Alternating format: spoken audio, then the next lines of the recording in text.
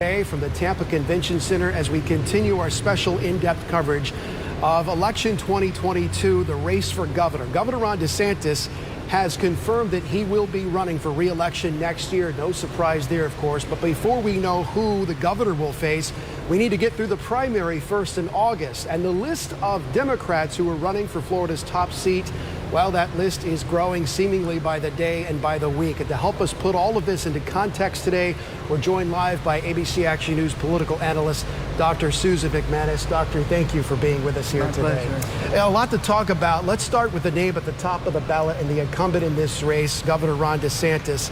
He obviously has a huge advantage being the incumbent, lots of money, lots of name recognition.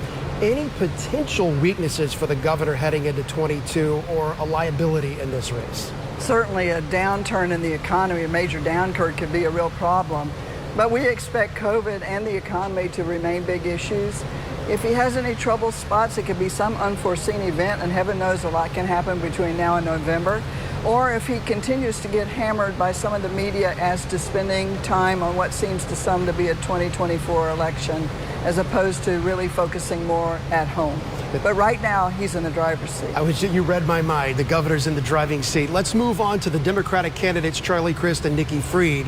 And late breaking this week, of course, State Senator Annette Taddeo entering the race.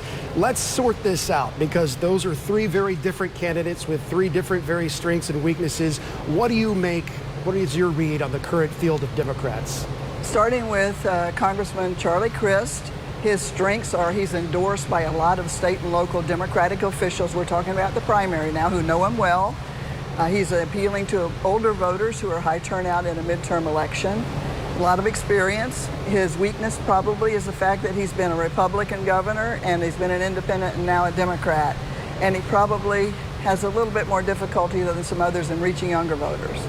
And when it comes to Nikki Fried and Annette Taddeo, both of those would be historical choices for the obvious reasons.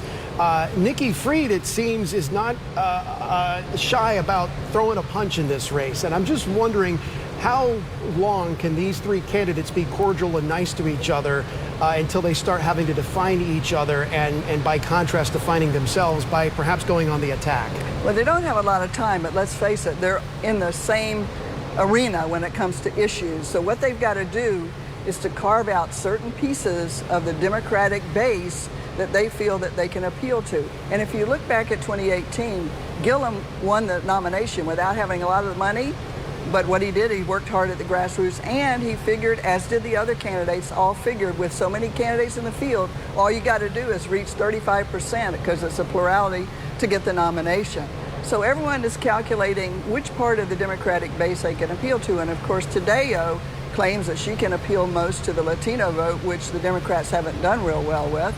And Fried is saying, well, she can appeal to the more progressive element and a little bit more of the younger vote. So we'll see. Well, and finally, the people who have the ultimate say on all of this, the voters themselves, who do you think really needs to turn out for the Democrats and the Republicans? And is Florida still an independent state in nature, or has it gone right in some ways? It's still a purple state. On paper, Democrats and Republicans are almost evenly matched, but the real story are the increasing numbers of no-party affiliates.